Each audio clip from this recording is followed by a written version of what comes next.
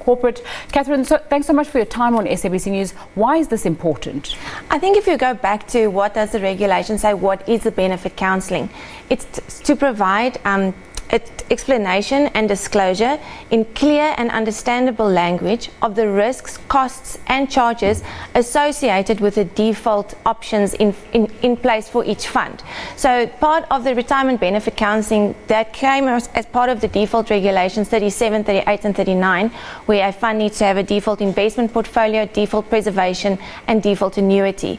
I think the most important thing is that people need to make informed decisions at points of retirement and when leaving their job, and even when they join the fund, they need to be in a position to know, okay, which portfolio do I choose? They just actually need to assimilate information. And I think with retirement benefit counselling, it's definitely going to achieve that. You're forced to explain things in simple and understandable language. Mm-hmm. And who will be explaining that in simple language, and who will be monitoring that that is the correct thing to be doing? So it will be, we've got appointed retirement benefit counsellors. So most of throughout the industry, retirement benefit counsellors get appointed by the fund to provide this service to the members. They are salaried employees, so they do not give advice, so they're not advice givers.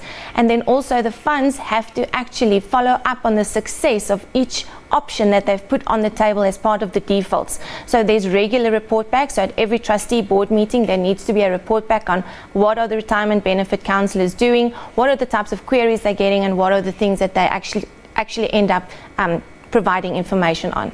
And is that a way of making sure that the advice given isn't cursory or one-size-fits-all approach that's given to members? Yes, I think the most important thing is that retirement benefit counselling is not supposed to replace advice. I think the two need to live in a symbiotic relationship, and they actually complement each other very well.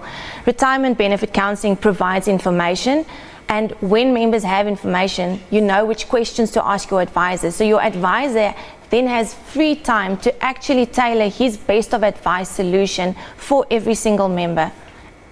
Do we know why this timeline, 1 March 2018, has been spoken about for most of this year, if I'm correct? Yes.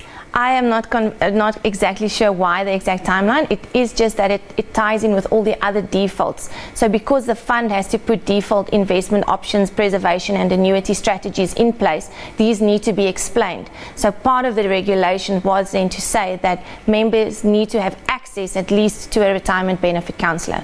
And how will you make sure that this message gets out to the people who need it?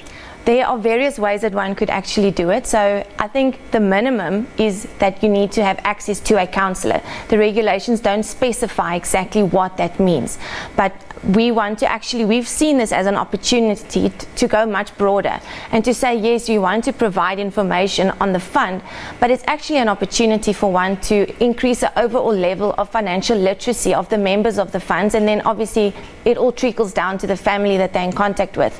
One could have an inbound call center, which is what most administrators have.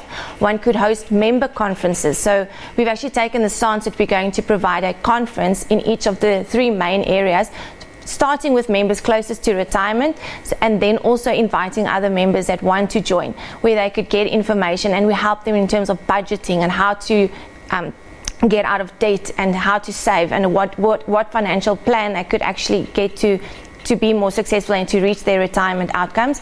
And then there's also tools like a robo-advisor type thing, but it's tools where members can say, okay, I'm now leaving my employer. Should I preserve my money and keep it in the fund, or should I take it in cash and pay off some debt, or should I take it in cash and buy a new car?